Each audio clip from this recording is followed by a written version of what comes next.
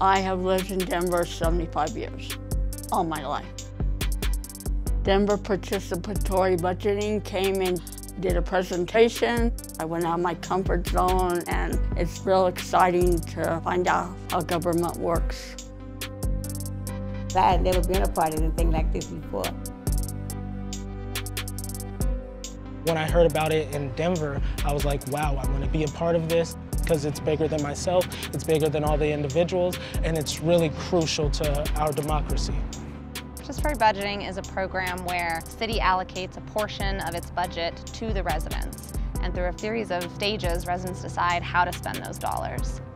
In our first cycle, there was $2 million, and residents designed a rule book to figure out how the program would work.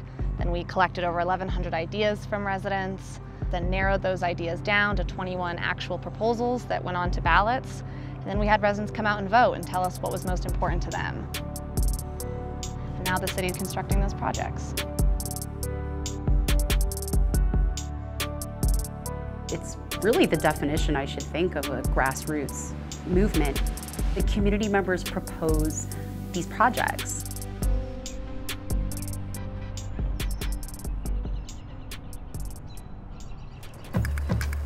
As a person in a wheelchair or a scooter, it's hard to get around because the sidewalks are cracked up and small. We had about 3 or 4 meetings here, and everyone decided that we needed wider sidewalks. I live in a community where things are needed, especially a community garden. It's so important for our children that are coming up. We started off receiving a huge list of different proposals. I worked alongside my fellow colleagues to create different policies that we would send to the voters.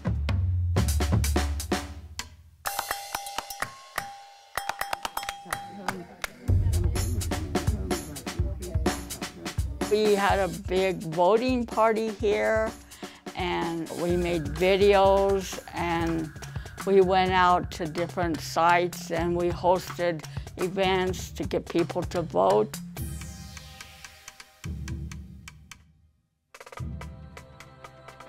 I felt really empowered being in these spaces. Everyone was there to serve their community and the voices and needs of people. I think we all had a collective vision. There are people who are not allowed to have their voices heard. People like our youth and currently incarcerated individuals, our unhoused residents, and we wanted those community members to know that they did have a place in this program and a real say in how dollars would be spent. We hosted meetings in the jail, for instance, and I spoke with a lot of young women who said that they don't have a place to live, and their ideas were things like tiny homes. It was amazing to see that little kernel of an idea move throughout the process, and now we have 5 new tiny homes. Being able to build community in a way that's so raw and organic means a lot to me. I was on the streets and in foster care as a youth, and actually started volunteering at the Safe Outdoor Spaces and fell in love with the work. I think it's really cool that everyone voted on these inherently positive things for our community.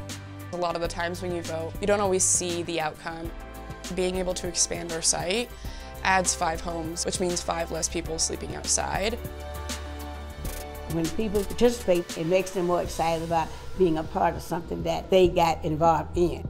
Everybody wins, everybody feels better, everybody's able to say, I'm a part of something and I matter. I just hope that this program will keep going for years and years so other people have a chance to improve their communities.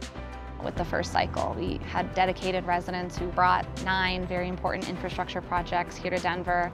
My hope is that participatory budgeting is a gateway for residents to get involved in other ways with their government. At the end of the day, that's how we strengthen democracy, by having excited and activated community voices involved in all levels of government.